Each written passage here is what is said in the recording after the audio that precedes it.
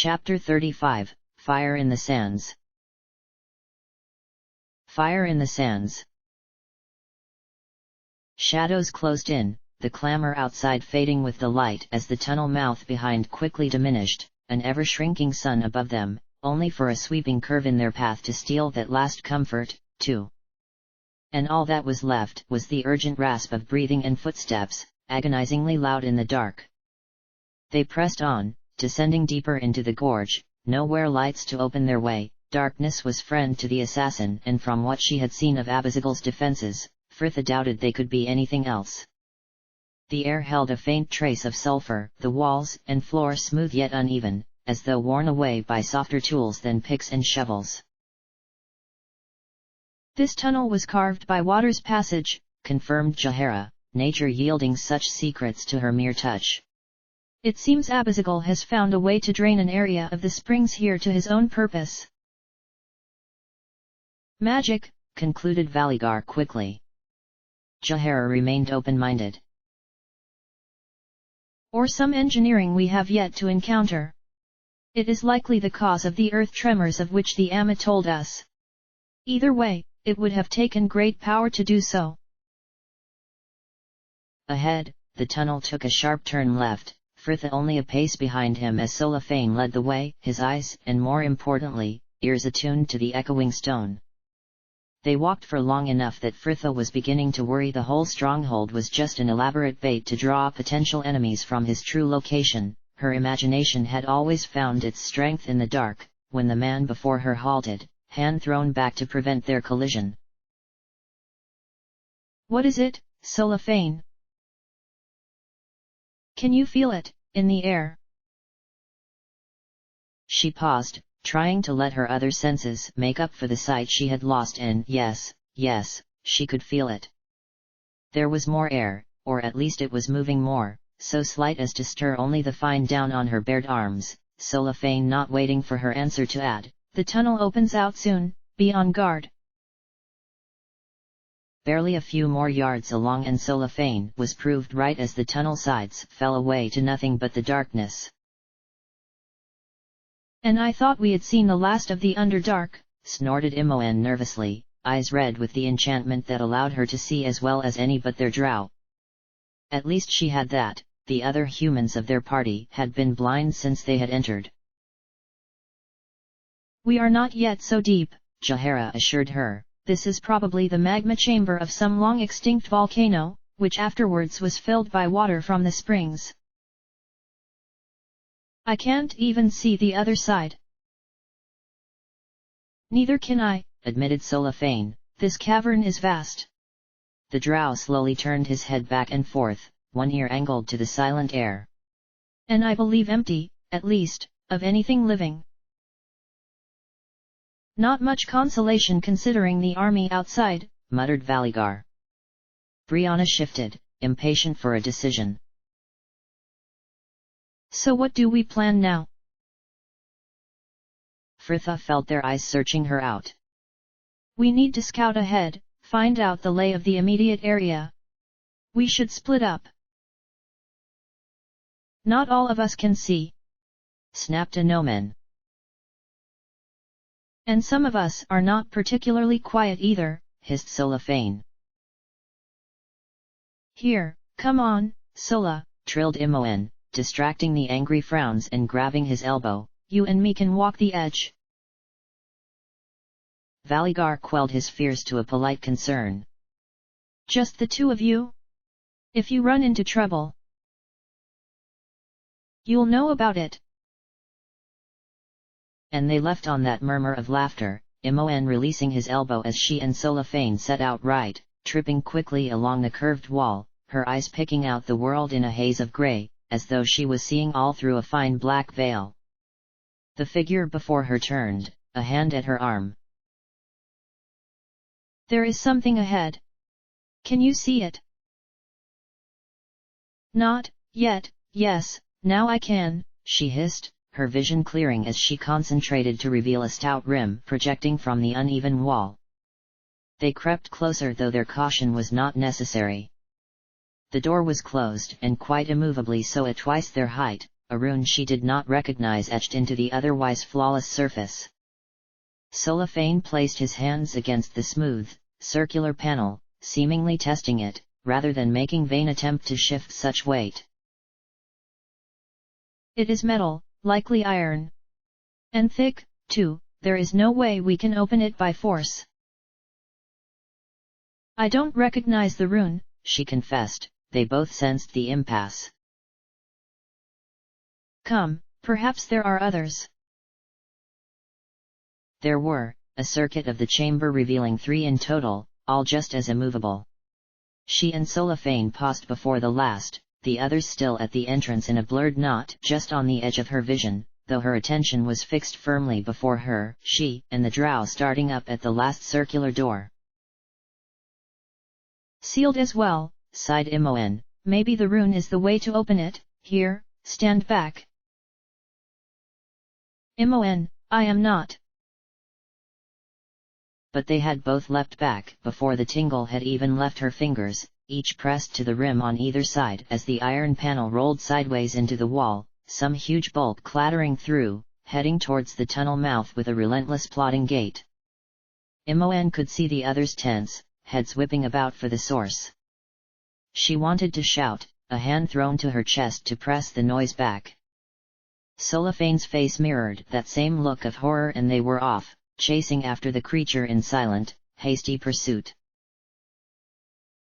Fritha held fast, frozen in that instant of panicked indecision as the footsteps echoed around them, growing louder but from no clear direction. Should they disperse, flee back into the tunnel or try to hide there? And then that grey shape was looming from the darkness and it was too late for anything but a last stand, a few hissed commands fanning the others about her, weapons drawn to meet the huge iron construct. Much larger than his stone brothers outside, his face and body were cast in the mold of some great metal titan. A tortured moment of hope when she thought it may just pass them by and it halted, its voice a reverberating monotone inside its hollow head. SavisenusUlis, Hemen, AursenthothA. Wah. Shush!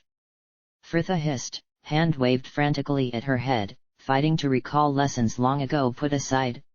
Assis, Slavnus. Thothes abazigal orktha. Oath deshianiish gon. Ho that has a. Fritha nodded once. Amalson oath. Dead eyes stared down at her. Fritha awaited their sentence. Hedanthan. She exhaled all the air she held, physically deflating with a chime of chain mail, the golem already past her and thundering up the tunnel they had just descended. The others were pressing in about her as Imoen and Solifane appeared from the darkness, the girl seemingly torn between who to embrace first, Valigar or Fritha. I was so worried. It came through the door and there was nothing we could do. Brianna was still staring in the direction of those fading footsteps, as though she wished to ensure it was truly gone. What was that? Another construct? I could hear it speaking, but... It was a golem, explained Jahara quickly. But how did you get it to leave? Indeed, what did it say? Continued Anomen. That it wasn't expecting us. It asked me why we're here. I told it we had come with an offer for its master. There must have been others before us. It asked if we were more emissaries. I told it we had a new offer and it said to proceed. But proceed where? Added Valigar, Fritha suddenly the one who wanted answers. Yes, what did you find? Imoen sighed. 3 doors, all sealed. Wait, no, that golem opened one. And sure enough, it was open still. It has not closed, then, said Brianna. She did not sound too pleased with this providence. We are to go this way. Jahara gazed into the darkness, adjusting and readjusting the grip on her staff. It seems we have little choice. I don't like this, muttered Imoen. It appeared no one did, all motionless before that doorway. There, on that side, they could still leave, could put the whole thing aside and find a new plan, one that could not see them trapped leagues beneath the earth, that open doorway a decision that had to be made. Frithla closed her eyes, letting the fates tug that first step from her. Come on, then. Another dark corridor led them onward, but they were only a few paces along when they halted again. Though the tunnel itself was clear, a smaller doorway was set into the curved wall, little taller than Frithla was, closed by an iron panel and etched with a rune that lit the surrounding stone in dusky blue. It's sealing it, Imoen offered, in answer to the question no one wanted to ask. Frithla disregarded the whimper within that told her she was better off not knowing and placed her ear to the smooth, cool metal. The tinny gurgle of surging currents confirmed her fears. Water. These are likely more springs he could not be bothered to drain. Silence greeted her revelation, Brianna's face unreadable in the soft glow. And when we take the mage's life, will they fail? It may not even require that, offered Solafane practically. He seemed more comfortable down there, as though the union of dark tunnels and proximity of death were familiar enough to be negligible. It would be an excellent defensive measure, the ability to flood entire wings, channeling invaders to more advantageous areas of your stronghold, or merely drowning them. Frithla just resisted the urge to cuff his ear. Behind her, Imoen had edged closer to Valigar, perhaps she thought he looked buoyant. Have I mentioned I don't like this? Because I really don't like this. They moved onward, past many more doorways all sealed with the same rune, the blue light flickering softly against the tunnel walls to give the disturbing impression they were already submerged, though the light itself was welcome. Frithla and Solafane were leading once more, no halt to the man's pace as he cocked an ear to the shimmering air. Can you hear that? She could hear nothing over those behind her, a raised hand bringing the company to a halt. What is it? Snapped a voice behind. Solafane cut them off with a gesture and Frithla closed her eyes to make out, at last, the sound that was trembling about them, the grind and rattle of industry. There is something up ahead, something working. She could sense Jahara's frown. What? I can hear nothing. It is there. Come on, slowly now, we must be careful. The noise grew louder with every step, the group rounding a curve in the tunnel to see a halo of burnt red light opening the end, and one by one with creeping caution they stepped out onto a sloped stone precipice. Helm's beard. Frithla could not even manage a curse, the girl looking down from a dizzying height upon a scene from Avernus. What had once been a huge underground lake was now drained to all but a meager puddle, the ochre walls ablaze in the infernal glow from countless kills and forges. Salamanders, mere red-skinned maggots from that height, slithered in between, the air alive with a pounding tumult as they beat swords and spear tips for the army that was lined, row upon row behind them. All along the western wall, an exposed clay bed was being mined, salamanders shoveling the rich earth into barrows for the molds that awaited them, the lines of constructs ever added to by the creatures as they brought more from the smoking kills to set them steaming in the sodden lake bed, others fixing weapons into their frozen hands before they were wheeled through a huge set of doors in the wall opposite. Imoen's face was a bronzed mask of furious despair. How did he do all this? Was it just under his own power? Could Abizigal have allies? He must have allies. Perhaps, Frithla shrugged, though in her heart she doubted it. I suppose for those aware, this war is one they have had a long time to prepare for. What is that, just below us? Frithha took another step closer to the edge, peering down as Anoman was doing to see the huge iron panel that began a good 30 feet or so below them, the rim so thick she could have comfortably stood upon it. It must have been almost 20 yards across at its center. A nest of metal pipes twisted from the lower portion to snake down, and Fritha's eyes followed their tortuous course to bellows and wheels in the pit far below. A seal for the main inflow, provided Jahara, squinting in the forge's glare. It looks as though they are using the pressurized water to drive simple machinery. What are those creatures working on the seal? Dwarves. Gnomes, corrected Solafane.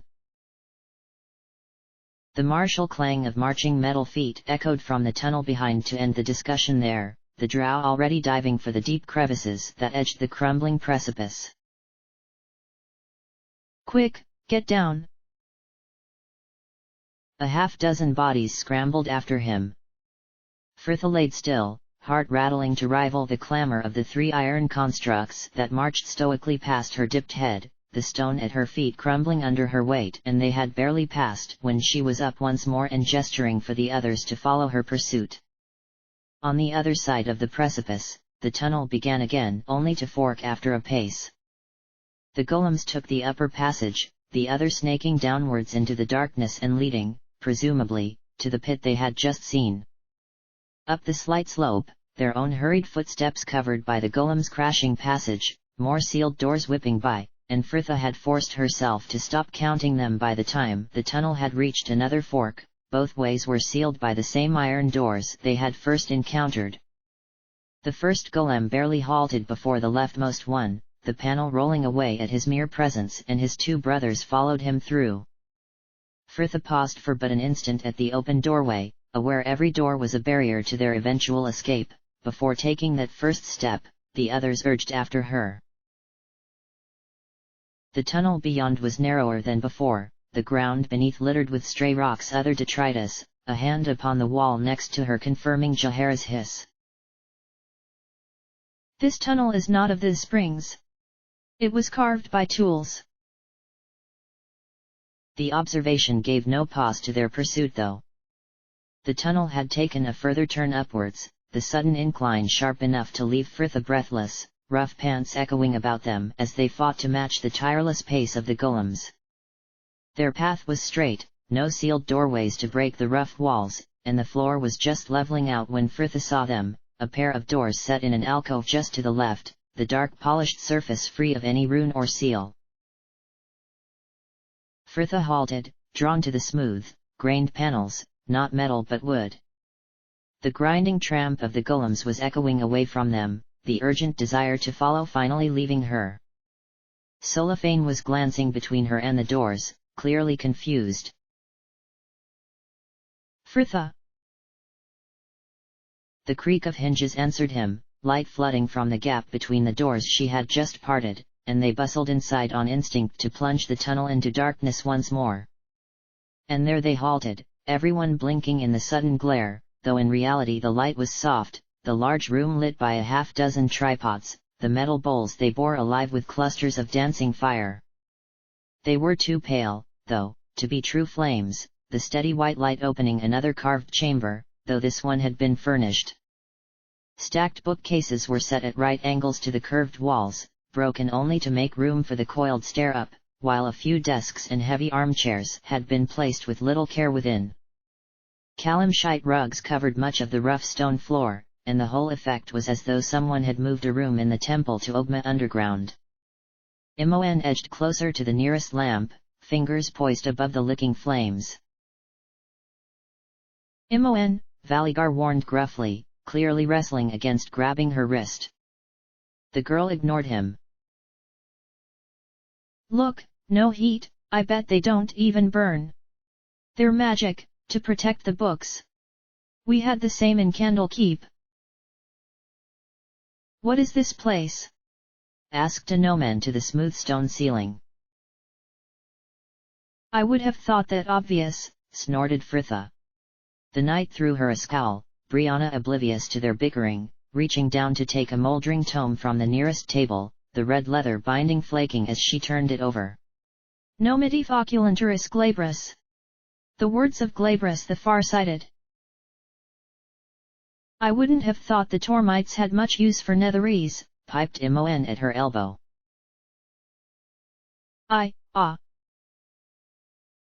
would not touch anything, cautioned Jahara, leaned upon her staff just before the doors to make an assessment of the room. Evidently, the mage is an avid reader. Be assured, he is not, came that voice, proud as any empress, and somehow too large for the small human woman who had stepped from behind the bookcase to their right, dressed simply in robes of ochre linen and barefoot, dull blonde hair tied back from her tanned, homely face. She could have been adorned in silks and erminas, though, for her imperious frown, the bright golden eyes that swept across them devouring every detail. You are not of this place. A delicate sniff towards Fritha confirmed it. Another ballspawn, you seek Abizigal. And who are you? Rejoined Imoen, his librarian. That broke the cool facade, blonde hair tossed back. I am purely in that status to which he is only a mongrel pretender. I am Shivistra, Lady of the Golden Wastes, the fire within Mount Tigrin, great Wyrm of the Marching Mountains. You are a dragon, confirmed Valigar. Minsk looked heartily confused. I do not understand, how can this little woman be a dragon? Mind yourself, addled one. He is not addled. Chorused Jahara and Imoen, Fritha turning to add gently, think on Fur Crag, Minsk, he first came to us as Lord Jordan. A muttered conversation with Boo, the Rashami nodding slowly as Valigar pressed his original point. If you are a dragon, then Abizigal is a dragon as well, cried Imoen. Abizigal's a dragon, oh, this just gets better and better. Not a full dragon, human, Shivistra corrected. I do not know how your god came to the mongrel's mother, but that creature is a half-blood, half-dragon and half-ballspawn, just as you are. Fritha grinned. I'm not half-ballspawn.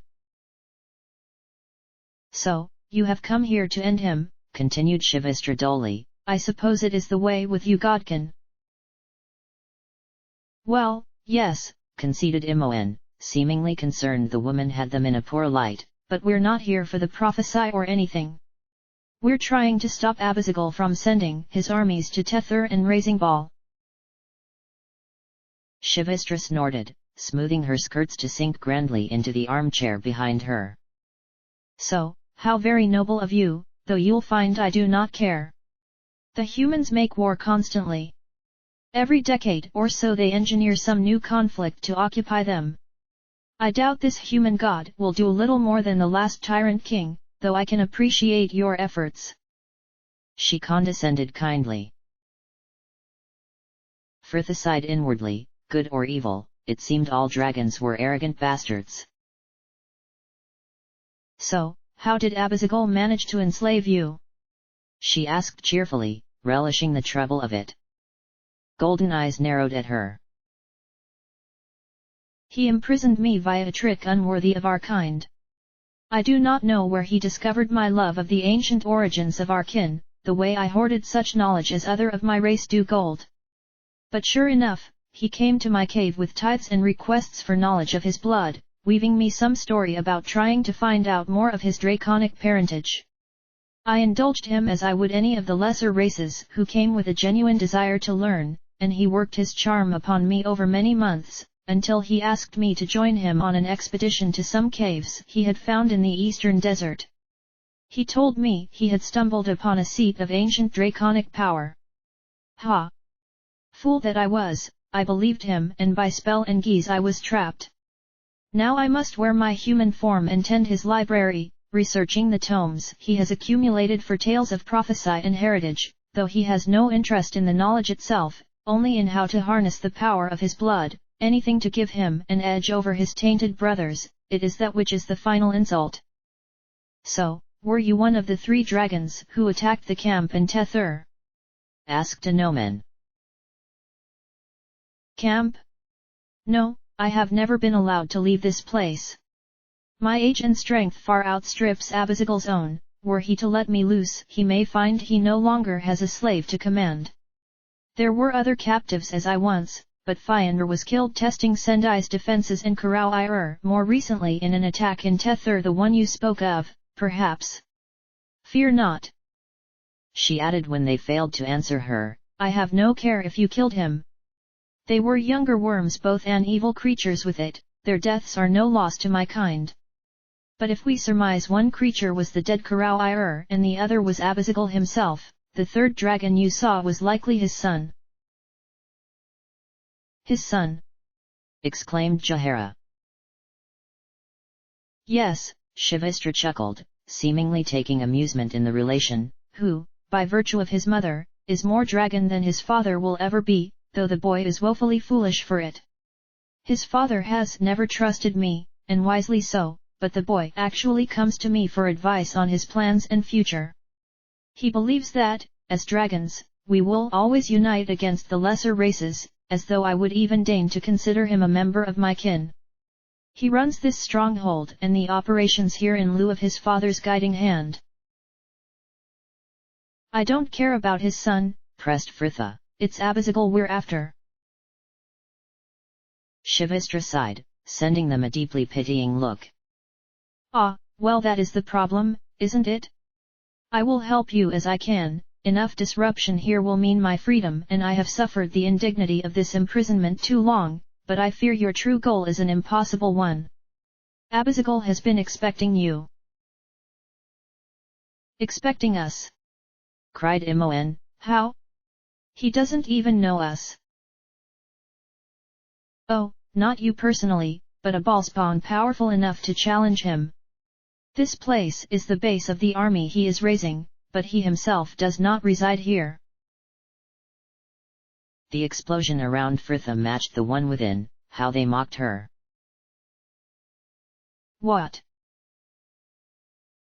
You're joking. By the stones, all this for nothing.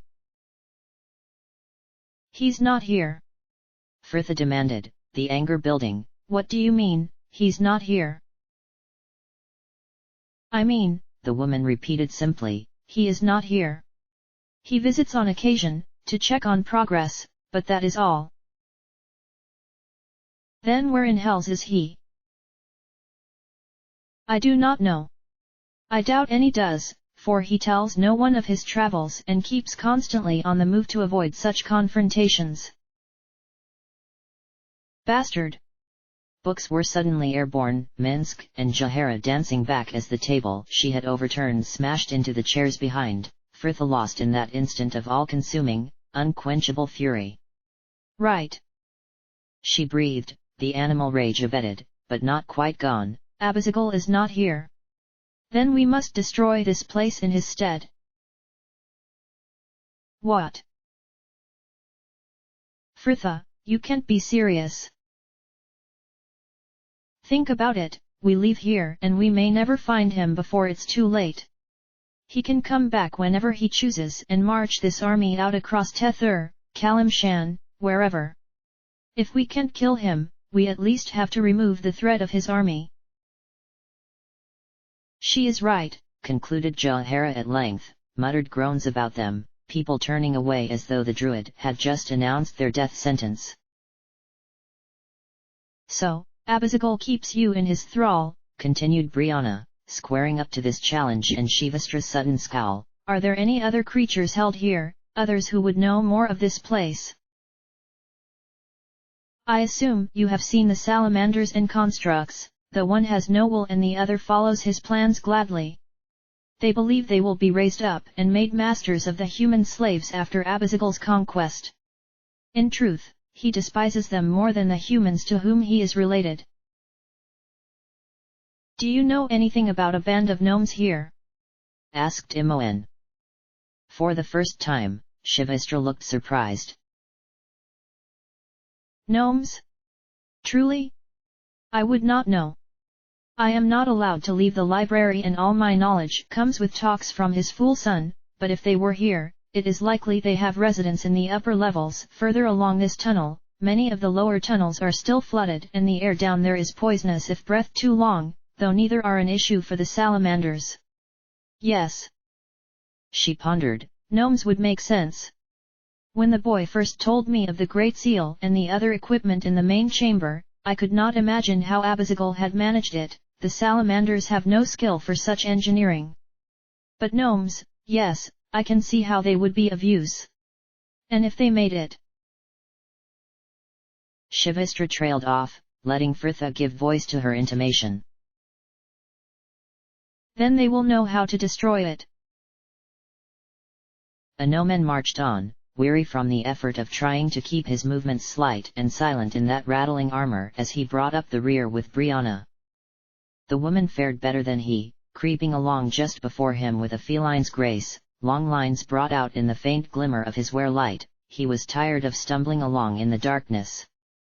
Back in the tunnel, their previously haphazard wanderings held a focus now, albeit a dim one. Shivistra's sketchy description of what lay beyond her library had given them at least a vague idea of where to go and the means, too. Imoen was just itching to try out the spell the dragon had shown her, though Jahara had other concerns. Fritha, are you sure about this? I'm not sure about anything other than this place must burn. Or drown, as seems to be the likeliest way to destroy it, and that is why we're going to speak to the gnomes. But breaking that seal, added Valigar grimly, these tunnels could flood in moments. You heard Shivistra, the library is above the water line, the rooms above leading to an exit hidden within some temple ruins in the desert above. And what of the other creatures here? Pressed the druid, the pair coming to a halt at a crossways, 3 other tunnels leading off into the dark. There could be more than even we know of, kept here against their will, enslave. Put out that light! Snapped Solafane. Anoman quenched his magics and the tunnel was plunged into blackness once more. Every breath was held as he listened to the tramp of a golem cross the tunnel mouth. A sigh, the trouble had passed, Fritha's hiss carrying back to him. Nothing's been decided yet. We'll speak to these gnomes and go from there. The party pressed onwards once more. Fritha led them ever westward, the tunnel straight for the most part though uneven, rocks littering the way and all the more dangerous for the fact he could not see them. I believe there is a door up ahead. Imoen. The deep rumble of stone upon stone cut the druid off, and Anoman braced to dart back from the door when, instead, the tunnel began to quake. He took a step, the rock his foot found shifting under his weight and he was sprawled back against the tunnel wall by the time the shaking had stopped. What was that? Came Imoen's cry. An earth tremor, provided Jahara. There will be a lot of pressure backed up in these tunnels.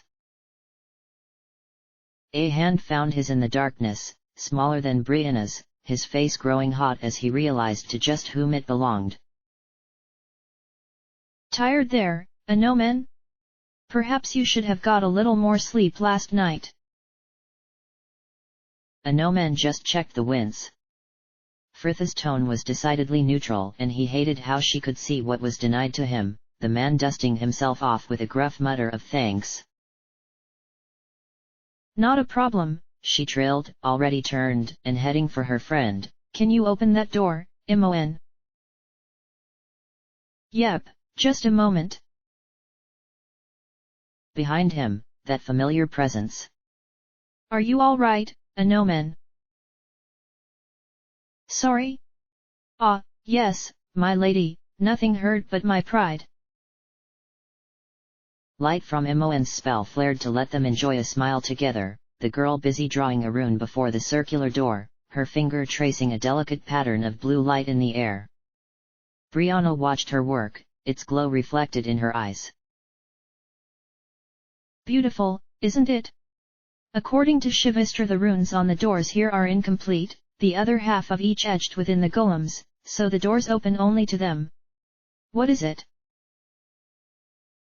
Nothing, my lady, I merely... That surge of affection was beyond words, the woman looking unsure even as his mouth caught hers, though any doubts left her then, lips softening against his own. Honestly, hissed Jahara. Can that not wait until later? Brianna pulled back with a sheepish smile. Jahara is right. Jahara is a no-man, she scolded, the pair sharing a quiet laugh as the door ground sideways, and they were on the move again, following the others into the room beyond. What is that above us? Jahara's where light flared for the benefit of the rest of them, and a no-man found himself suddenly blinking in a small room. 2 more tunnels led from it, a thick iron pipe running from one to disappear down the other. Imoen was frowning. More water. Valigar reached up to tap the metal, a deep clang resonating about the chamber. No, it is empty. Not empty, corrected Fritha with a sudden urgency, it's carrying air. Ventilation, considered Jahara. Shivastra mentioned the lower levels were poisonous. Should we follow them? Asked Solafane. Fritha had his answer. Yes, we'll split up. I'll go. A glance to her compass. East with Imoen, Jahara, and Minsk. Solafane, you can go south with Valigar, and the rest of us. A no-man noted his name was not one to be vocalized, as Fritha continued sternly, try not to be seen and report back to the library once you have found the source, or a half hour has elapsed. Do not delay any longer and it will be assumed either group has come to trouble and a rescue will be mounted. And what if we meet another door? Asked a no-man tersely. At his side, the drow snorted. Then we will return much sooner. Come. Continued Solafane, taking the lead before a no-man had even the chance to step up. Time is our greatest enemy. Solafane kept his passage quick and low, the others left at the last crossways, those tunnels a labyrinth of looping, branching passages that even he would have feared finding his way back out from, had not been for the pipes they followed. It felt strange down there, deep within the stone once more. He was undoubtedly facing death, as were the others, but in surroundings so familiar, the exhilaration was hard to quell. He had not realized it before, but the Underdark had been his home for centuries and, despite the life he had been forced to there, the place itself had been more of a loss than he was willing to admit. This section of passages seemed clear enough though, the drow racing back to gather the others for the next leg of their exploration. Did you find anything? Hissed Brianna at his approach. He shook his head, absently wishing the surfacers knew enough to keep silent when they could, a mere gesture beckoning them after him.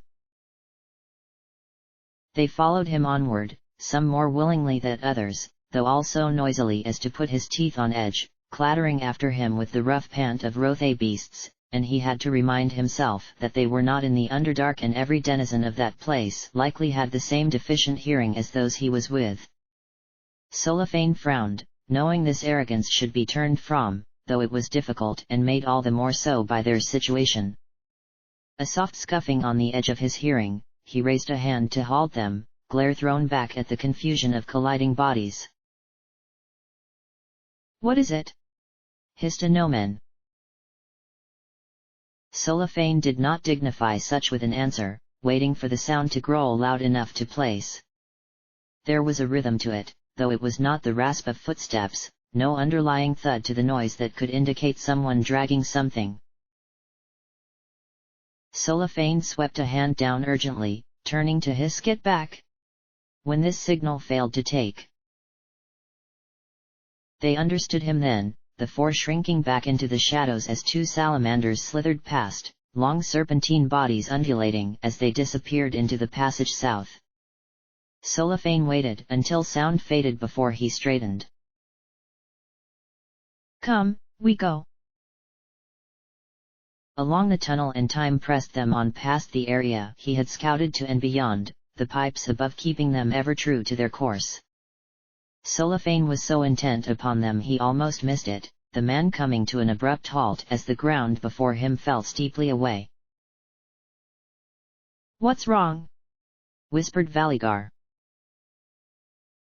"There are steps here, roughly hewn. I should go on alone." "Cellophane."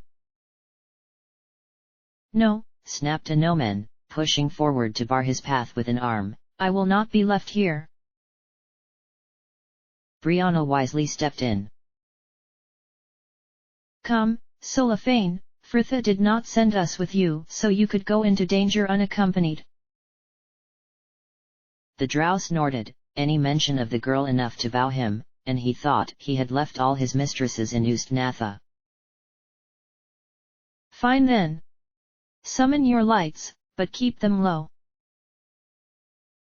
Down the steps they walked, the foot, when they finally reached it, flat for but a few paces when the stairs began again, ascending at the same gradient. They were only halfway up when they could extinguish their own lights, the tunnel mouth far above them lit by a faint yellow glow, the air resonating with the distant grumble of labor. The pipes were still running overhead, and they followed them right into a small cavern where the metal, at last, disappeared into the wall above, though Cellophane's attention was no longer upon them, fixed instead on the large doorway below. Light streamed from the opening, the drow taking cover with the others in the shadow of the jam to observe at last in the large chamber beyond. It was so high that wooden floors had been built over a half, right up to that lofty ceiling, to make best use of the space, many tunnels leading from the chamber at all levels. "It's a magma sink," he heard Valigar explain behind him. Whatever it had been, it was certainly being put to a different use now. Long rows of benches lined the levels, gnomes sat at them or bustling about beneath carrying parts to and from simple wooden elevators. Others were taking the finished pieces off via the many adjoining tunnels, parts for dismantled ballista and trebuchets and other machinery he could not place. Along the walls, shelves were stacked with bottles and vases, his eye catching on a whole rack filled by the bright glass globes of an oily concoction he recognized as alchemist's fire. On the upper tier, 3 gnomes were working on the head of what looked to be a huge golem bull, the cruel metal horns glinting in the lamplight. "No wonder it is so far from the upper chambers," breathed a gnomon, "if there were an explosion here." "What is that, up there?" asked Brianna. Cellophane followed the hand to a long crack that ran halfway across the cavern roof, the crevice grey against the tawny rock where it had been hastily filled with cement. "Some sort of fissure," considered Valigar, "it looks to have been sealed, though." The roar hit them like a storm, a rumble of noise that seemed to explode from all directions, and Cellophane braced himself for another earth tremor, only it did not come. In the chamber, the gnomes started, eyes thrown warily to the cavern roof. "Don't worry, there," laughed one of the foremen. "Draconis'll just be venting his temper, back to work now." Back at the doors, drow stared at Human in shared horror. "The others?" Brianna was the first to move, clattering back down the steps, and, for once, Cellophane couldn't have cared less about the noise, quickly gaining as he tore after her. Fritha had the lead, Jahara behind her, while Minsk brought up the rear after Imoen. It was like old times, Khalid and Dinaher always just around the next bend, scouting ahead. Everything had been so much simpler back then, and now everything was wrong and broken, and usually her fault. Another twitch of that feral anger, and she forced an ease to her suddenly gritted teeth. All that way across the desert, and Abizigal wasn't even there. Chosen, was she? If the fates wanted her to slog her way through this prophecy, they could at least make things a bit easier for her. She could just hear a gnomon later, when they were no longer facing their deaths. "Did it all go as you had planned, my lady?" "Smug bastard." He was right though.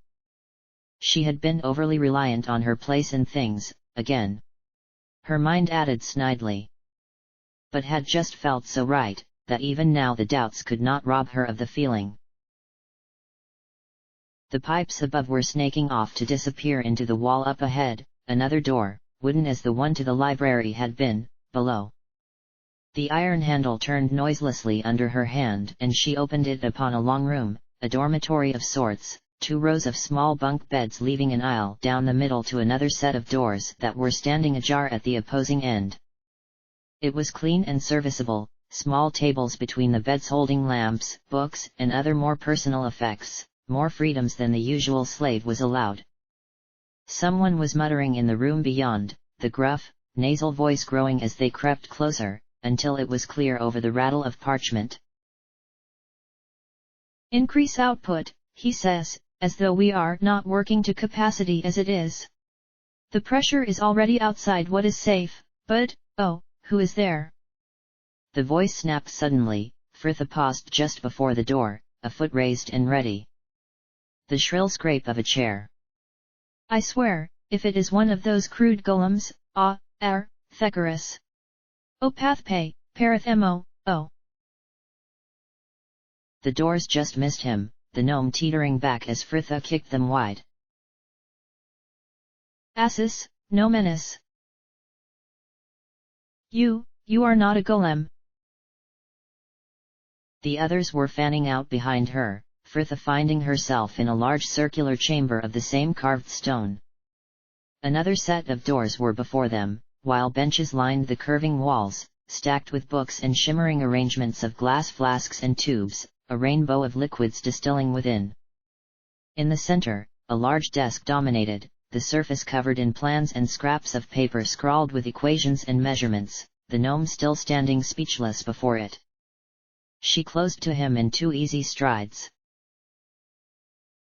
And you are not a salamander. Who are you? I demand. Her hand grabbed his collar before he could finish. Bad idea. Short arms flapped ineffectually, Fritha heaving him onto the desk with a grunt, Jahara and Imoen already poring over the plans behind, Minsk at her side and glowering down at their prisoner. The gnome's thick black mustache seemed to bristle anxiously. Your name? Bajalam Kodangir, at your service, madam. He effected what bow he could with sat there upon his desk, the man taking a moment to straighten the crumpled shirt and smooth the short dark hair about his balding crown. You are the overseer here? Demanded Jahara. Bajalam nodded quickly. Yes, and head engineer. I designed the Great Seal and much of the machinery it drives. ANUR. So Abizagal has enslaved you, has he? Imoen cut it.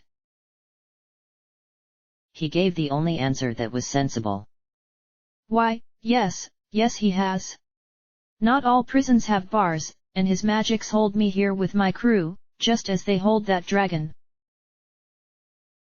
Fritha smiled. Well, now, if you are a slave, you will be more than happy to help us destroy Abizagal and free you. Bajalam seemed less sure now, eyes flicking nervously to the doors behind. Of course, madam, though I do not see how. The Great Seal, how do we break it? Break it? He gasped, taking a moment to cast all 4 of them with a wide-eyed stare. You cannot break it. It is iron, 2 feet thick, the rim that holds it twice that width and held into the rock with screws longer than I. No spell, no explosion you could fashion would penetrate it. This here, asked Imoen, rattling a large drawing of the main chamber at the gnome. This box just at the bottom of the seal, where all the pipes go in and out, what's it for? That is the pressure nexus. All pipes from the seal pass through it, taking the boiling water from behind the seal and lowering the pressure to allow it to become steam. Then the pistons, here, push it into the pipes below, where it drives the salamander's engines in the main chamber. Frithha was astounded. You are using steam to drive the machines? Yes, yes, cried Bajulm, suddenly animated and snatching up another diagram to better show them. See here how the nexus is manned.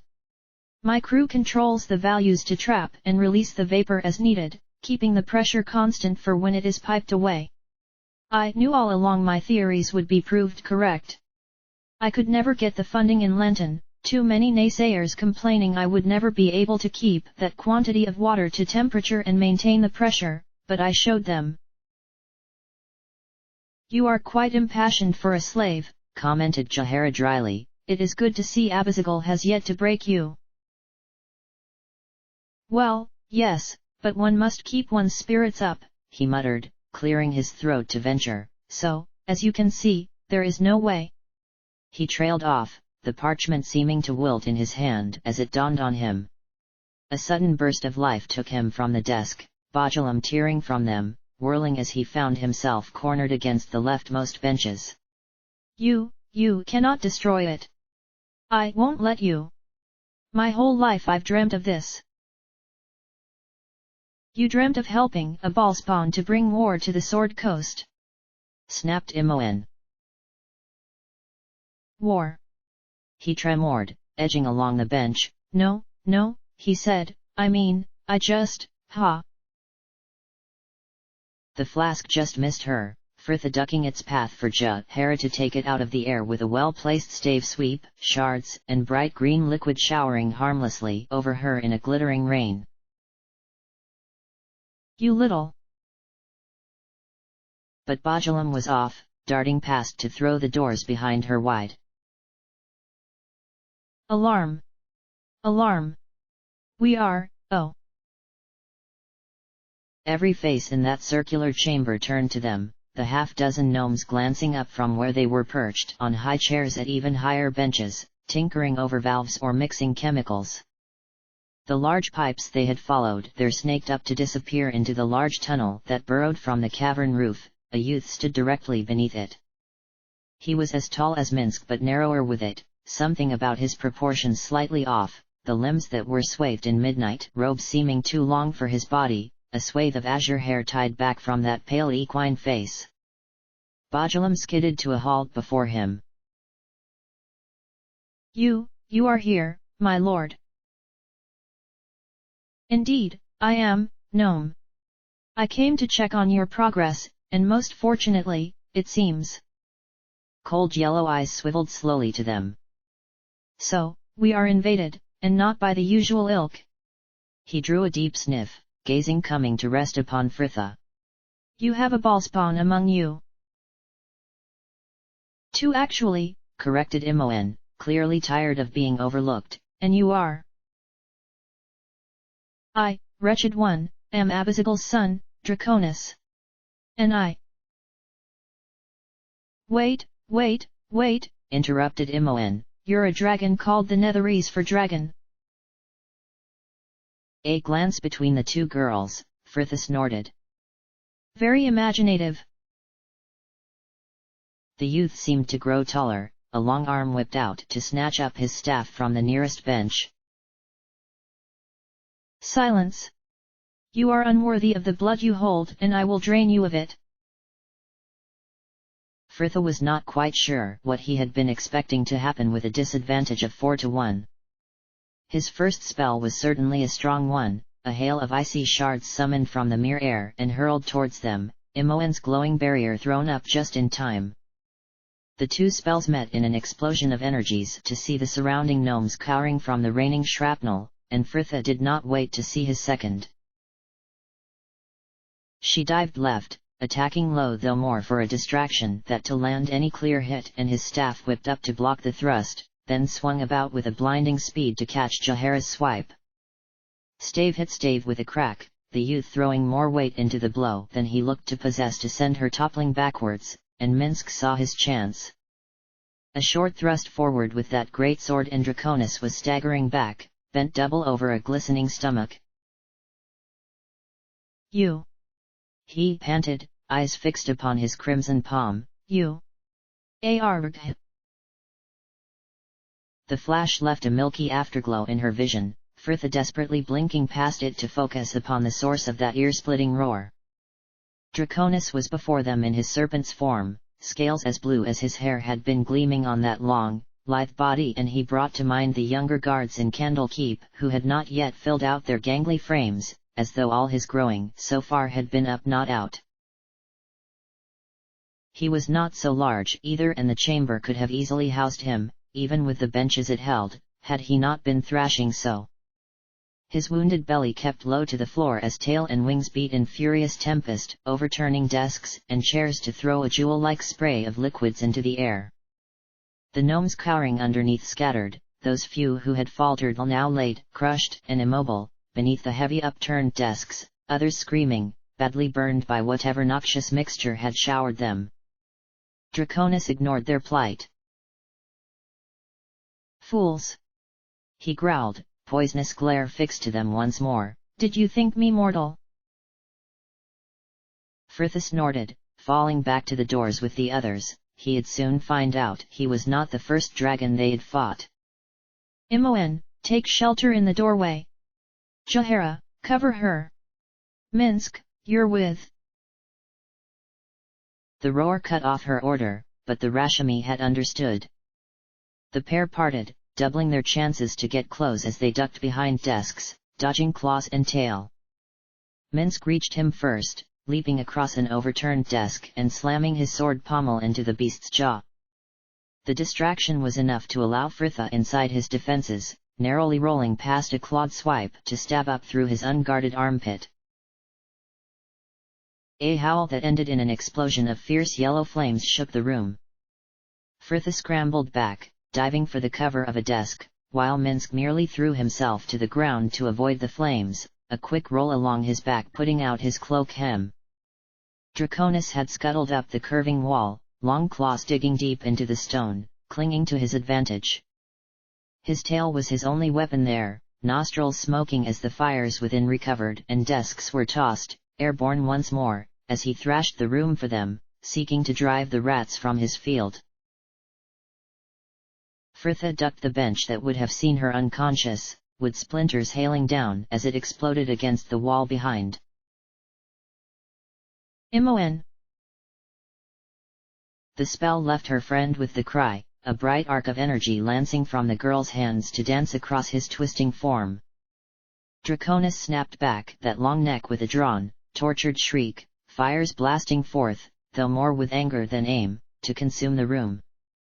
The last few gnomes were screaming as fire engulfed them. Frithha looked up to see the dragon's next move, her anticipation turned to horror as he scuttled further up the wall and disappeared into the ventilation tunnel, that long, sinuous tail whipping up after him. Some of the things the gnomes had been mixing were clearly flammable, flasks bursting in glittering rainbows as the fires consumed them, flames sweeping across the desks, and as one they made for the doors. Minsk and Jahara instantly threw their weight against them, attempting to contain the fire, Imoen at the desk and scrabbling through the chaos of parchment. Got the plans?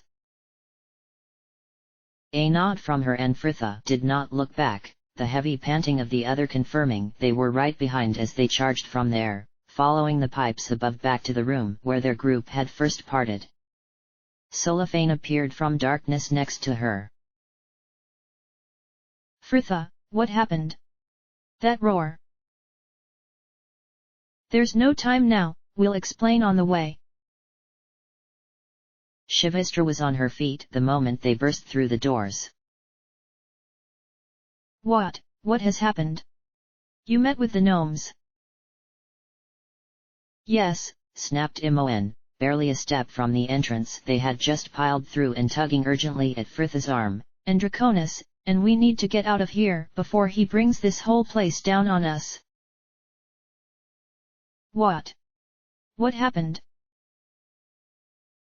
We spoke to the gnomes, explained Frithha. They're not slaves, by the way. Then Draconis was there, we fought him and he escaped into the tunnels. And now he's going to be getting every salamander and golem in here on our trail. We have to go. Not so hasty, the dragon soothed. the boy has many faults, the main one being hubris and an overwhelming pride in the responsibilities his father has bestowed upon him, and he cannot move too openly if the mongrel is to remain unaware of his failure. Abizigal has a tie to this place, it was created and maintained by his magics, after all.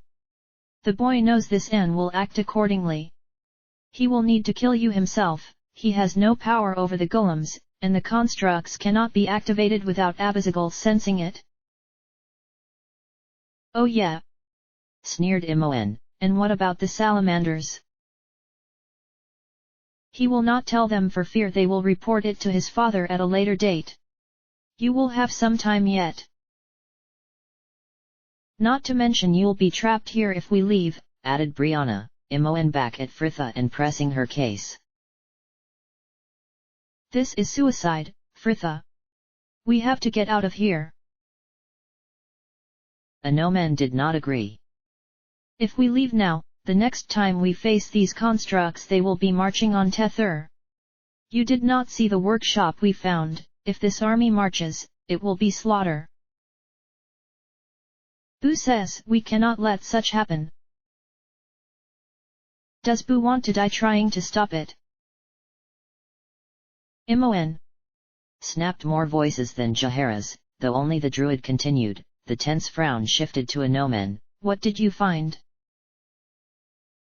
A workshop over many levels where gnomes engineer golems, ballista, explosives, and other ordnance of war. You mentioned you had plans.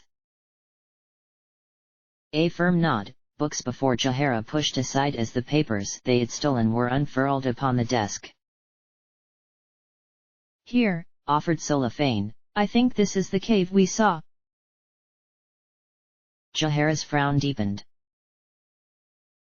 What is wrong? This chamber, explained the druid. In fact, half the lower level, do you see the tunnel here, the way it dips? It forms an airlock over the entrance to the lower chambers.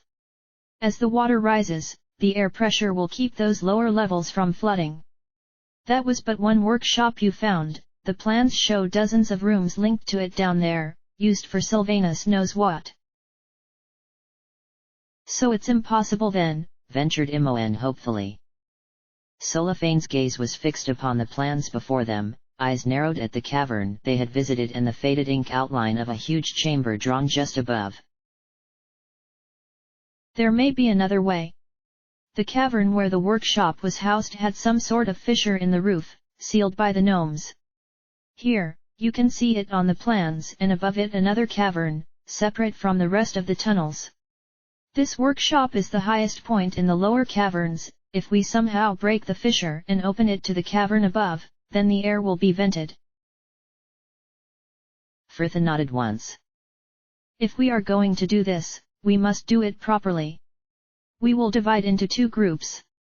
One will sneak into the main chamber and break the Great Seal. The other group will go to the workshop here and blow the fissure.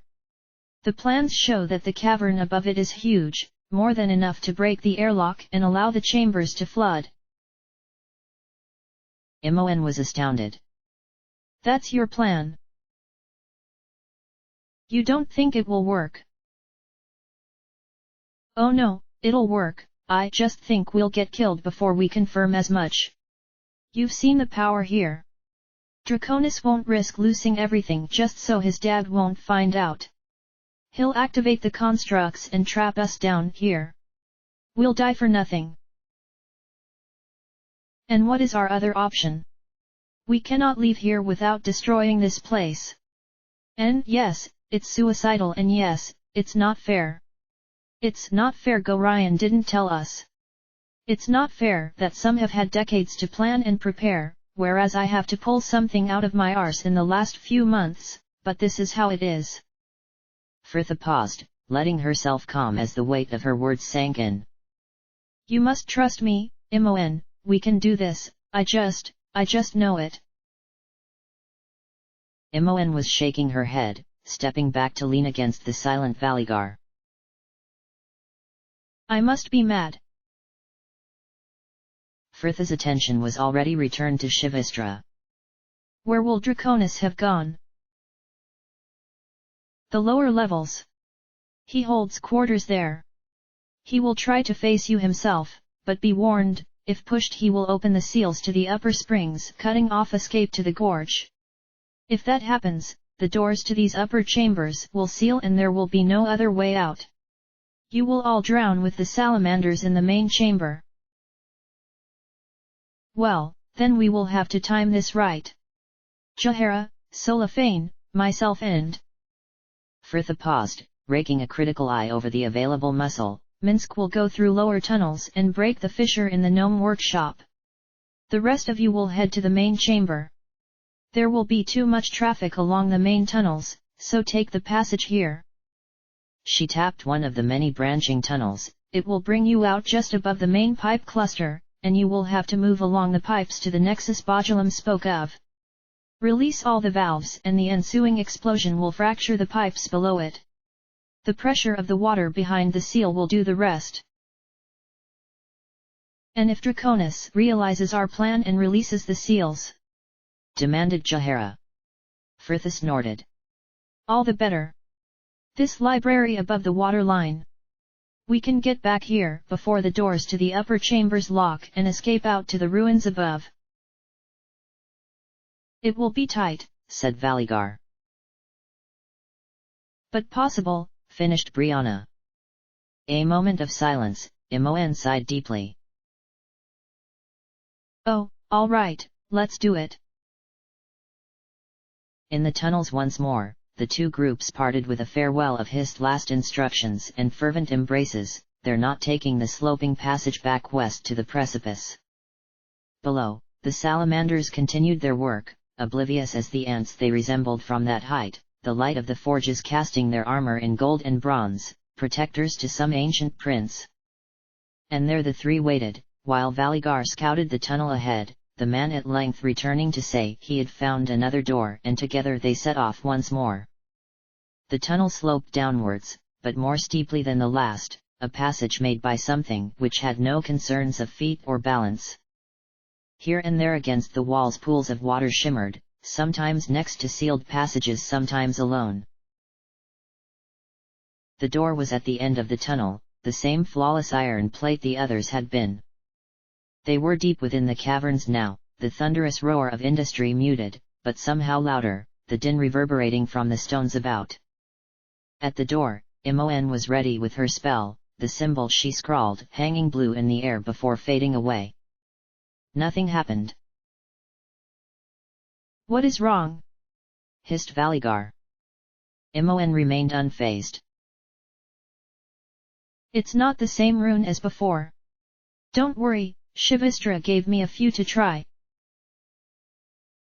A gnomon left them to her casting, his attention drawn back to Brianna.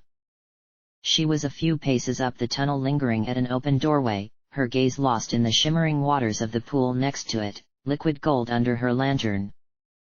The light opened out the depths within, the pool falling away deep into the stone, the winding pathway to the grotto of some fairykin. He watched Brianna gaze into it a moment longer, before she straightened, an absent hand sweeping down the open door frame that was carved a foot deep into the living rock.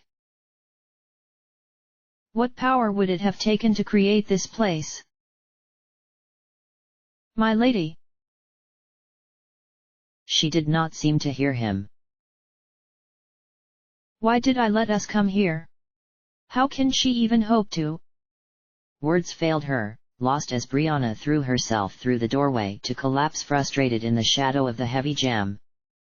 Ah, doubts, always doubts. What's wrong with me?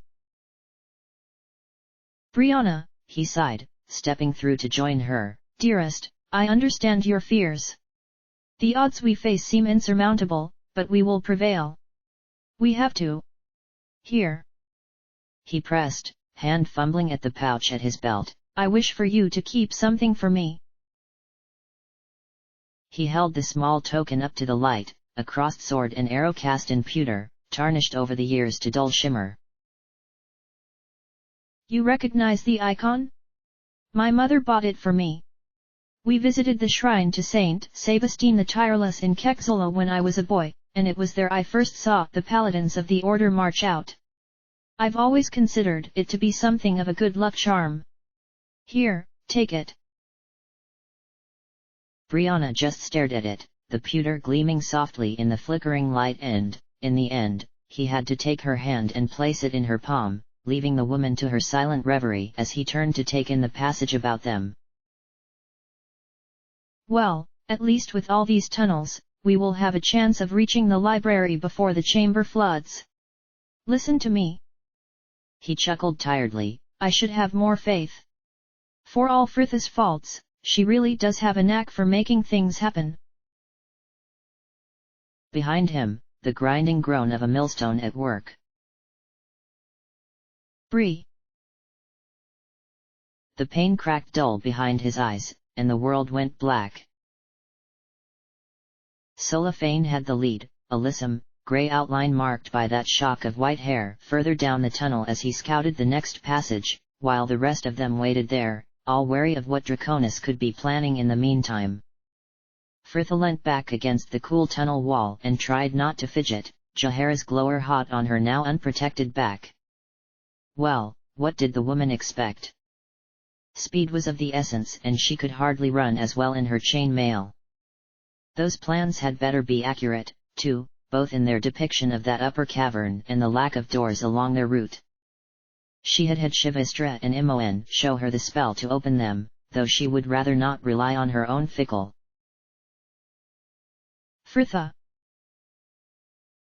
Fritha whipped back to see Imoen racing down the tunnel behind them, Valigar striding after her. Imoen? You do know the point of splitting up is that we go different ways. Not funny. We've run into a slight hiccup.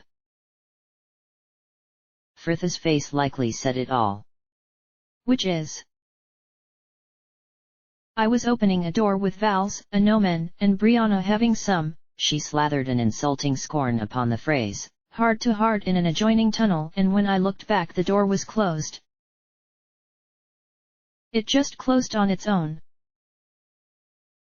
Well, there's the thing. Vals thinks he saw Brianna shut it, don't ask me how. Now it's sealed and none of the runes Shivistra showed me will open it. Jaehaera breathed a terse sigh. After all this, I am surprised Draconis has not yet arrived to greet us personally. Those two have probably snuck off for a quick fumble, ventured Imoen, their groaned laughter letting the tension ebb slightly. Fritha forced a smile for those who could see it, the heat in her stomach pushing up to her face, building as the tunnel swam about her. The airy stone room echoed with the applause. Good, Frithadaj, very good. Fritha ran into the open arms, nestling into the scent incense and home as she was pulled onto her lap, her arms about the woman's neck. Small fingers reached up to that soft face, the skin smooth and downy, once taut cheeks now succumbed to age and yielding to her touch like a late autumn peach. Bright blue eyes smiled at her. You will be ready to dance it before the altar soon, my Malal. And we should not forget your teacher. She felt the silken sweep of her rings, the woman brushing the stray curls neatly behind her ears as they turned as one to the small figure behind them, a young girl stepping from the shadows. Acolyte Alund has taught you well. Fritha watched the broad face open with a smile, dark eyes shining above the thin, determined mouth, her features yet unmarred by the many years and battles that she knew were to come. The girl bowed deeply, her braid falling forward to swing across her shoulder in a long, dark rope. You honor me, High Mother. Fritha started, back in that tunnel and peering into two wide glowing eyes. Fritha? What's wrong? Oh, no. Anomen blinked furiously, fighting against closing his eyes again as he focused upon the murky roof, and pain flared through his skull, cold creeping through the shell of his armor from the ground beneath. He was in the tunnel still, the lantern at his side revealing him to be a few yards from the now closed door, a hastily scrawled rune glowing yellow against the iron. The darkness of an adjoining tunnel was an open maw to his left, black and ominous, the air chiming with the distant drip of water, and on the edge of the darkness he could see the rippling reflection of another pool play upon the walls. He tried to move, the panic instant as he found his arms would not respond, his wrists bound tight together and his struggles revealed his feet were similarly tied. There was no sign of Brianna, though his field of vision was limited. Perhaps she had been taken, perhaps she was in danger. The panic was rising, and with it a nausea that swelled with every throb of his skull. Brianna! His voice echoed mockingly about him, a no-man instantly berating himself. Any enemies would surely know he was awake now, and he put his growing fears into silent struggle against his bonds. He had to get free, find her, and then that voice. Do not bother, the ropes are quite secure. Brianna! He sensed movement above him, a no-man straining to catch a glimpse of her, his head following the voice as she moved. I fear a trick has been played upon us both, a no-man. What? Brianna, what are you doing? The woman sighed, dropping to a crouch a few paces to his side, the lantern flickering at her feet. My name is not Brianna. But, Bri, he faltered, twisting in vain to get a better view of her, I do not understand. Dark eyes stared straight through him. I met Brianna on the road a few leagues from Valim's court. A Tormite to her core, all devotion, no grace. I travelled with her for a 10-day. She was so eager to lecture, to brag about her life in the temple to Saint Riel and the invitation from the order, it was a relief when I killed her. I had meant to reach Athkatla under my own name, but this way was so much better. I took her papers and armor. The blacksmith in Eshperta asked no questions when I came to him to adjust the fit. It was only by chance that I met up with the party of missionaries in Kexula, but they certainly added another layer to my story. Her gaze, at last, met his, face suddenly aglow. And I knew my lord was with me, when I came upon you. Me? He choked. She nodded evenly. Yes, and for the first time, all my doubts fell away. We knew she had a lover in the order, just as we knew she was last of Athkatla, but it seems our information was a little dated on both counts. It mattered not. I met you and I knew that my lord would lead me to her. The realization brought another swell of stomach-churning panic. You mean? Fritha? Do not you go near her. Fool! The woman spat. I did not come all this way to harm, but to serve. You cannot understand what it is like, to lose your god, the hole it leaves. Her gaze shifted, eyes staring through him once more, shoulders slumped as though she would just break down where she was. A no-man was merely glad he was lying down, her words hitting him like a blow to chest. You are one of the children. No, she refuted calmly, I had not that honor, but my lord did grant me another. Would you hear the truth, a no-man? I believe I owe you that much. She rose again, stepping out of view to take up the meandering passage of her tale. My name is Alund, a daughter to one of Baal's priestess, though by a mortal man. I never knew my father, but it did not matter, Baal was everything. I grew up in a temple on the edge of the Wealdith, well hidden from those who would have disrupted our most sacred task. Baal had been taken from us a few years before and yet our temple continued on, stalwart in our part in his glorious resurrection. It was by us he would return. We, the most blessed of all his brides, were to bear her, the one he had chosen to survive and raise him from the ashes of that mortal death.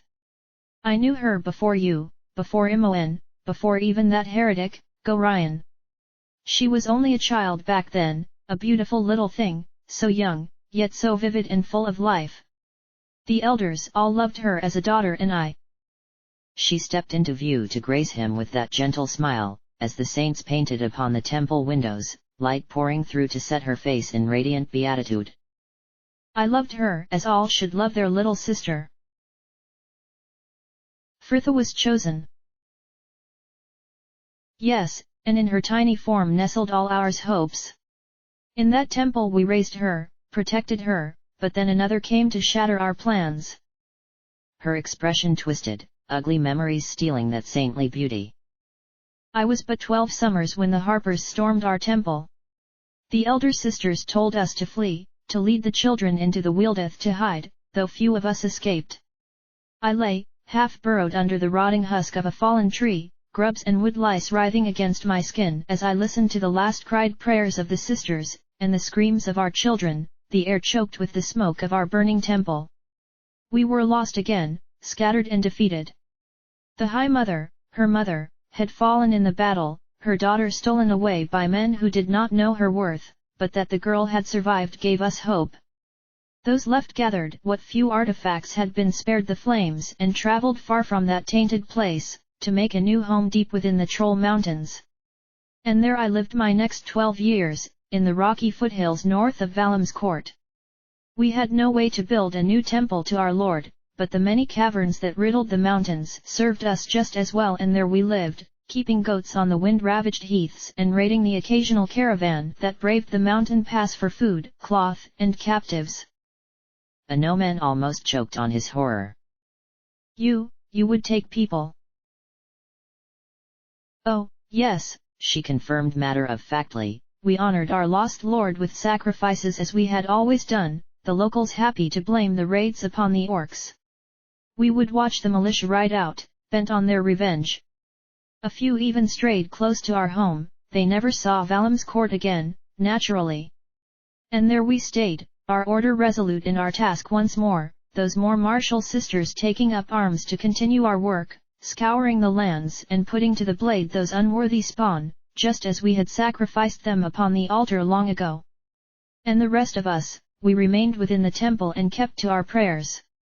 Some worried the old prophecies meant nothing anymore, tales reaching us that others among the children were rising to our Lord's legacy, and at the final moment, when the pretender, Saravak, seemed set to ruin all, she emerged. Oh, what a day that was in the temple, my sisters weeping with joy and throwing themselves before the altar to venerate him with song and prayer. We sacrificed a family of crofters we had taken a few days before, their screams echoing in glorious cacophony about the main cavern. Our absent sister was alive and as powerful as though we had raised her ourselves. The smile faded, a dark worry creeping in. But, it seemed, the danger to her was no less. The news was brought by one of the Deathstalkers, not of our temple but just as resolute in his task, hunting down the children in our Lord's name. He had been badly wounded, and by whom, but highest of their kind, Amalzin the Blackheart, the most revered of all the Deathstalkers. He died soon after, but not before he had recounted his tale. Amlisan had betrayed us. As she had slaughtered the children, it seemed, her own power had grown, as had her ambition. She craved the destiny of our Lord, wishing to rise in his place and become the new god of murder. Amlisan does not believe in the prophecy, but she is strong and knows enough of the old ways that such wild ambitions may not be so unfeasible. Such heresy could not be allowed. It was time to end our seclusion, though not all saw it to be so. Some of the sisters believed it should be left to destiny, and there was a schism in our order.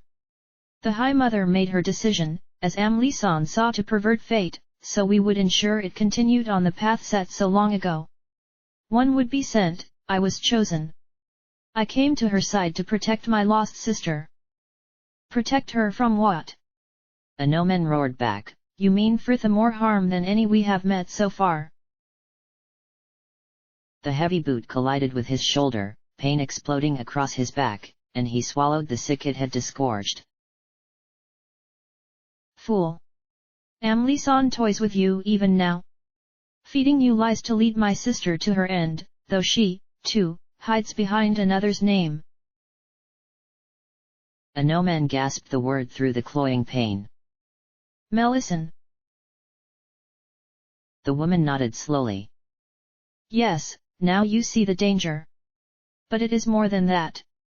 Fritha has grown strong without us, but she has lost her path. I am here to see she finds it. I know what she hopes to do, slim though the chance will be, to invoke the old prophecy of Alondo and steal my lord's rightful power for her own ends. The power will be hers, and I will see it used as my lord, Bal, intended. She drew the knife slowly, all reverent deliberation. Anoman watched the blade flash with her eyes. What are you doing? Is it not obvious? I was worried, at first, to learn of your separation. What if the girl hated you? But when I first saw you together, I knew that fear was unfounded. You held an affection for each other still. I tried in vain to pair you again, but you were both so stubborn. And then I saw another way. I would take you myself, hold before her face the love that should have been hers. It would serve me better in end. I see it in her eyes. Imagine what will happen when she finally opens that door to your tortured, lifeless body, my own innocent in unconsciousness further down the tunnel. Imagine the pain and rage and hatred of a love unfulfilled. And to whom will she turn in her anguish? The girl who only comes to her side when driven there by a lover's quarrel? The nagging druid whose betrayal lingers between them still? The drow then, who would follow her into the hells with a smile? No, she will turn to the one who shares her pain, the one who shared her love. She will turn to me. With my guidance, Fritha will relearn the old ways and take up the life for which she was destined. Mercy turned to hatred, sacrifice to resentment. Amlisan will be nothing before her blade, anger consuming all that she once was, and when the other god's pawn lie slaughtered, she will claim the throne and Bal will be reborn. Anoman fought against the ropes, the bonds sawing into his skin. Brianna, listen, this is not you. Look inside yourself, you do not wish to do this. Silence. I will serve my lord and he will rise once more. Brianna. That is not my name. But it is who you are becoming. He pressed, pleading, it is not too late. I sense the indecision in you even now. She threw her head back for a great bark of scornful laughter. Ha! You are wrong. I was closer to better men than you, and even they could not see through my deception. Even within the order, people were so trusting, so easily manipulated, I could have almost pitied them. That you could have seen the quiet pride with which the prelate looked upon me when I told him I wished to defer my judgment, how I could have laughed. And she did, though it held a brittle quality this time, and Anoman felt a stab of pity for this lost, lonely woman. But it was not all a lie, was it? He confirmed, the soft interest to his tone cutting off her laughter far more surely than any shout. Your tales of the peaches and your sisters and your lover, they were true, were they not? Why now, Brianna? We have hardly touched upon a courtship. What happened to your plans to show Fritha the love she could not have and then steal it for good? You could have murdered me a month from now, much more assured of victory. Come. He pressed, gentle and insistent. You said you owed me the truth, I would have it all. The determined frown had eased, something else creeping in, and she turned away. I was so overjoyed when we first met, I thought it would be simple, but then something changed. You are strong Anoman, and passionate too, though different from the men I knew at the temple, your strength tempered by a quiet devotion. I confess it was intriguing to me, perhaps too much so. Her attention had dropped to the knife, voice lowered with it, pleading for him to understand.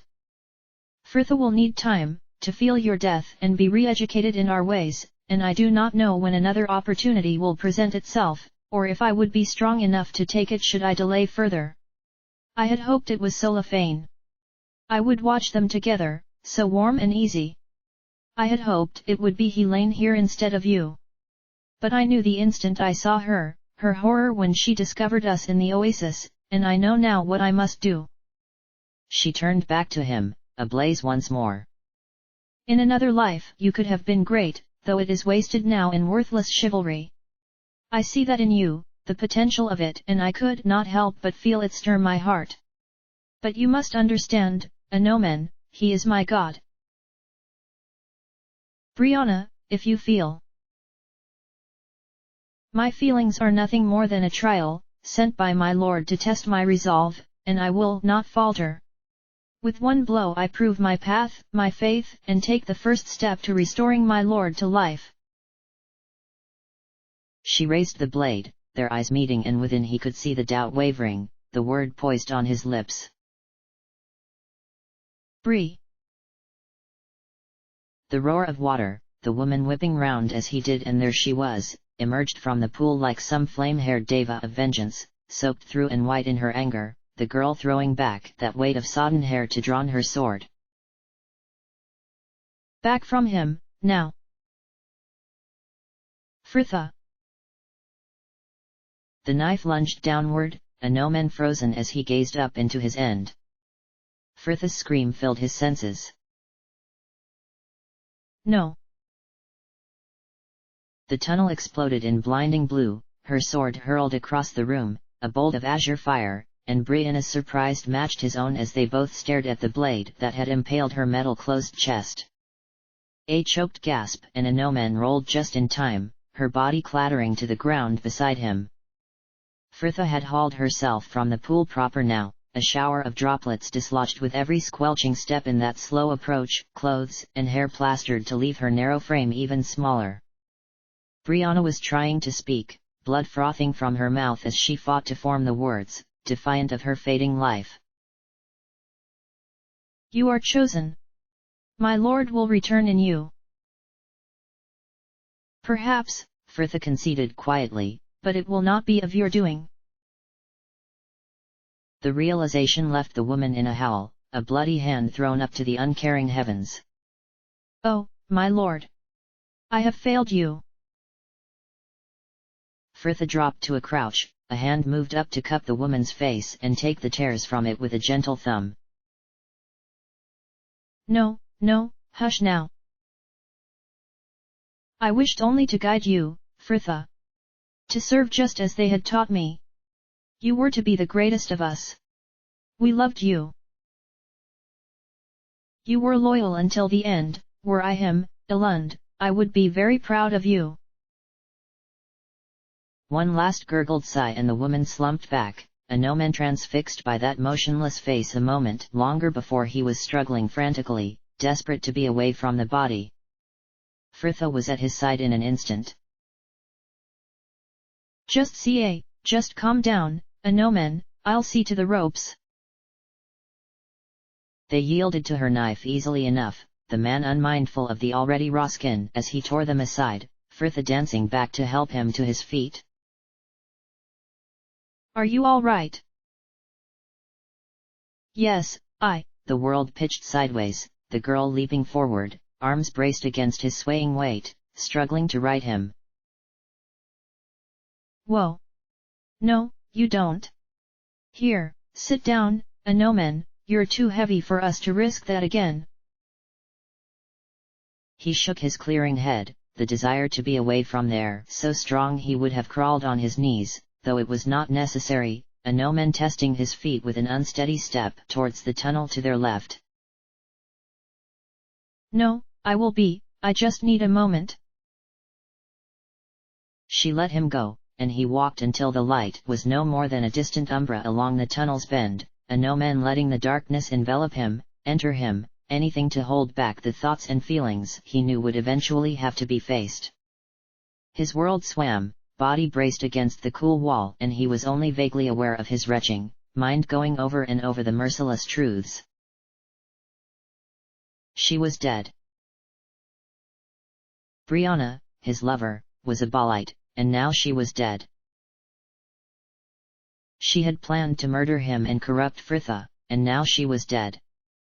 Fritha was chosen. Brianna was dead. By the time he returned, her body had been moved, the woman now lain peacefully by the pool, Fritha's sword removed and soaked cloak over her as a shroud. The rune on the door was gone, either removed or faded since, well. His mind forced him onward before he could consider it. Fritha was seated and shivering just before the doorway, her rattling jaw distorting the greeting. "Anomen, you're back." He nodded. There was nothing to say, the man dropping to sit beside her as she continued to the silence. "Are you feeling all right now? Your head, I mean." Another silent nod, the stillness hanging over them until he could bear his echoing thoughts no longer. "How did you know?" A pensive frown, Fritha stealing a reluctant glance at the body opposite. I had a vision. I realized she had been with me at the temple as one of the younger acolytes, though that meant little in itself. I could have just as easily charged in here and found you both fine and sat upon the floor awaiting a rescue. Dark eyes flicked again to that body. "I am sorry. I know you and she. I would rather not speak of it." Fritha pressed him no further, pulling her knees to her chest to let silence engulf them once more. He watched her shiver, a distant part of him shouting for him to offer her his cloak, but it was as though he was seeing the world through a veil, numbed and distant enough to ask even that last question. "You will become Baal." She started at the revelation, perhaps thinking her secret still her own, the girl absorbing his statement to nod unflinchingly. "Most likely, yes. She told you, did she?" "Yes, well, there is a very slim chance I can tame the power, and avoid my fate, but yes."